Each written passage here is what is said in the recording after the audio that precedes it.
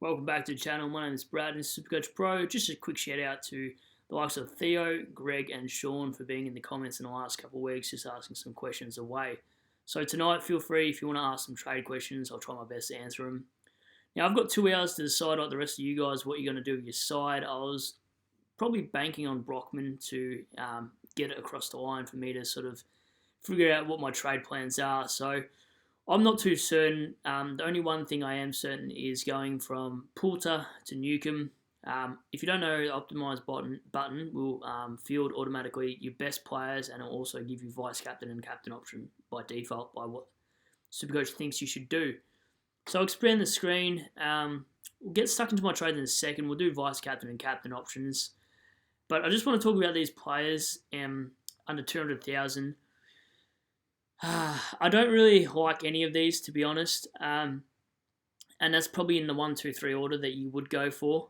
So Newcomb, bring him in. I'm going to do it for Poulter. I think he's got decent job security. You'd think he's been playing really well in the VFL before his debut game. So I won't go into too much detail why you should bring him in, because you probably already have. Madden, I hate the pick because he was dropped into Port Adelaide win. I gave people a lot of crap for bringing him in after that, because I knew when they bring him in round 10 that he was probably going to get dropped once Leicester come back, and he did. Now, Leicester has been announced as 3 or 4 weeks injury list, so he might only play a couple games, but if they lose against Geelong, he could be an out for someone like Jackson Payne or another defender that comes in, because they do got some players coming back. So if you bring in Madden in this week, he might just be covering the buys, might make you 100k from here, but do remember when you got a guy like 180k like people did with RCD, he only then made 50k from then on. So he might score well against North Melbourne, but don't be expecting big scores from him after that. I mean, maybe against Adelaide, but Adelaide are playing all right football after their bye, so they could possibly be okay. So that's another story though. Paddy Dow, probably wouldn't bring him in. Have a look at his scores. He's only got one decent score, so I don't like that pick. No point wasting a trade for Parks with low scores like that. Briggs, we don't have enough data. They played Richmond, and he played as a second ruck. So I don't know if he's a viable selection. I think he'll be out of side for Mumford. Cahill, he's on the bubble, I'd say. So I actually never thought about it, but his scoring's too low for me to really consider, because he won't make much money. He's got a break even of 45, so maybe not. And Bramble, I don't really know enough about. I just saw the team sheets and he's in. So I think he was a pre-season draft pick, but we don't have data like Newcomb just to see one game. It would be nice if we saw one game. I mean, if you're a Hawthorn supporter, you watch VFL matches, maybe write something in the comments if you think he's a viable option this week. But you only need players to cover you this week. He might be the best option because he's the cheapest price. So, so is Newcomb. So that's something to consider. Look, I'll be honest, I don't know my trades tonight.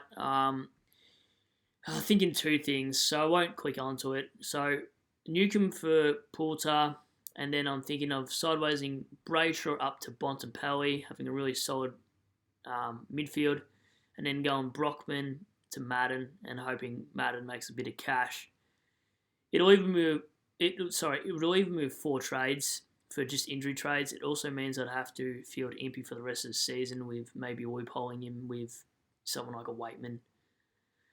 So that's something I'm considering.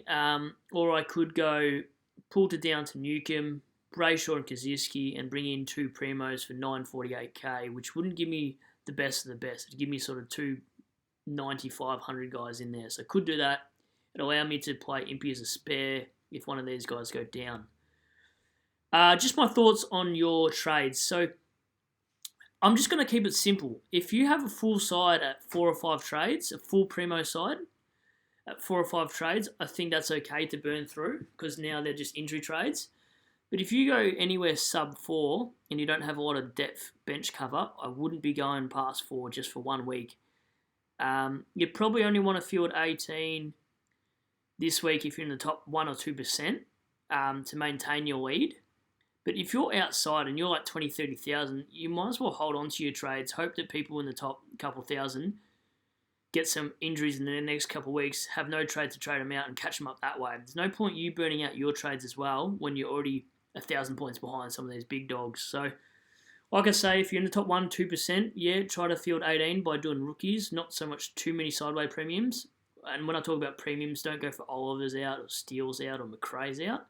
But maybe someone who's not going to finish top of their line, maybe a Brayshaw, maybe a Ridley. But I don't really like doing that. I mean, Brayshaw's different because if you go up from Bont, it's an extra 30 points a game or even 40, and he's a great captain option. So only sideways if they're an absolute big dog of their line, like, say, a Mills, but Mills has got his bye, or even Stewart. That's not a bad one. If you went short from Stewart, I'd understand that because you'd be gaining a bit of points. But even then, you look at the averages, you'd only be getting an extra 11 points. So just be wary that some of these sideways points aren't worth the trade. You might as well get depth players for your trades and have an extra forward, like I said with Impey. Now, just on those discussions, would I trade out Short? No. I've heard a lot of people throwing out his name. Would I trade out Brayshaw? Yes.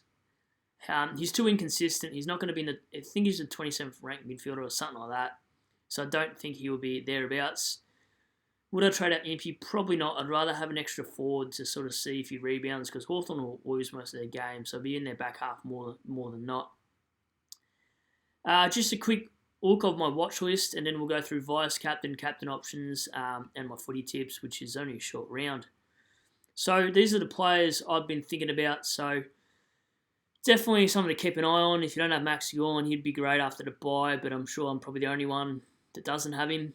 Penberry, I think, is a great pickup next week if you want a cheap M9 or even finish off your M8. I think he'd be a really decent scorer from here on out. I think being the captain, he'll want to stand up for his club over the next 10 matches and really show something. Could even be his last year, I don't know.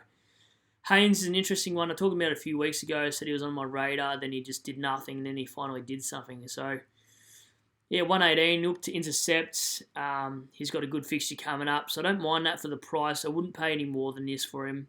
I wouldn't pay $360 for him. So if you're going to grab a D7, go for it if you need a coverage. I think he's a great price. He averaged 98 or 96 last year. So if he gets his intercepting roll back now that Phil Davis is in the side, someone to consider. Lachie Neale's an interesting one. I'll be watching him closely to see if he falls down at about 540. Not that I've got enough money to even get him, but Hawkins is also on my list. I think he's a great pickup. I wouldn't go past 530, 540. I think this is the week to get him.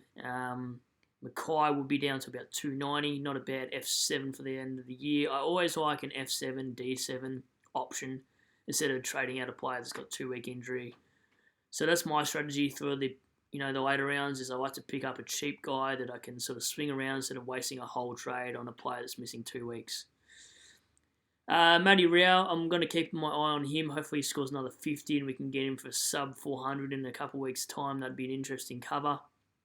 Newcomb's on my watch list, but I think he'll be in for Porter this week. Houston, I think you should go for him. I think he looked like he was over his shoulder injury. I'm considering him, to be honest. And I'm considering Hawkins, depending on what I do with the likes of Kaziski, Poulter, Brockman, Brayshaw. Those are the 4 players I'm looking at trading out. It just depends who I bring in and what the sort of depth is for that. Dangerfield, watch how he goes tonight. Hopefully, absolutely stinks it up and he's down to, under 500k next week would be fantastic for a bloke like Danger. I'm not interested in Rowan Marshall, though. I think he's more injury prone than any of my players on my side, and I've already got enough to deal with. I've already got Whitfield and Kelly in there, and my forward line's shocking. Hall, Zeeble, Green, Impey. You'd cough and one of these guys would fall over. So just, beware. If you got 15, 16 players this week, I think that's the goal. Press optimize, and it will give you your players on field. It's already done it, so it's already recommended that I VC and see Hall to Kelly, which I actually might do because Brisbane, Danaher cannot kick straight, so that's not a bad option. Don't think Brisbane really tagged. So, while we're on that, good segue, I would probably keep that, to be honest. McRae would be a good VC option. If you got Bont, he'd be a good VC option. Not thinking of Duncan tonight. Hopefully he just gets 120 and makes me feel like this pick was worth it. He was a good pod, but yeah, I really cross my fingers he does well tonight. yeah, so that's just a bit of the watch list. Create your own, and don't just go off someone's watch list and think they're good players. Have a reason. There's obviously I've got reasons for these players being on my watch list. So do a bit of your homework to why you're looking at these players, not just because someone else does. So I'll probably go Hall into Kelly. Is what I'm probably going to do anyway, because I could go VC Kelly though and C Merritt, which is an option as well. I'm not interested in the McRae one in case he gets tagged tonight by O'Connor. So we'll go into the tips. Sorry for the super late video. I've been contemplating how many times I want to discuss different things and what trades to make because I don't even know. So I think Geelong win tonight. I think Port Adelaide win by a lot. I think Brisbane win, Giants win, and Essendon win. I do apologise if anyone did take my advice last week because it was upset City last week. Now, if you got any traded plans, just put them in the comments. I'll try to get to them in the next, a little bit before the bounce. I'm still unsure of mine, so yeah, all right. I hope you guys have a good one. I'll see you on the round review, which we're all dreading this week. Good luck. Now, just before I do go, if you've got 16 players, that should be enough this week for you to hold your rank. So I'll leave it there, guys. Catch you on the next one. Have a good weekend.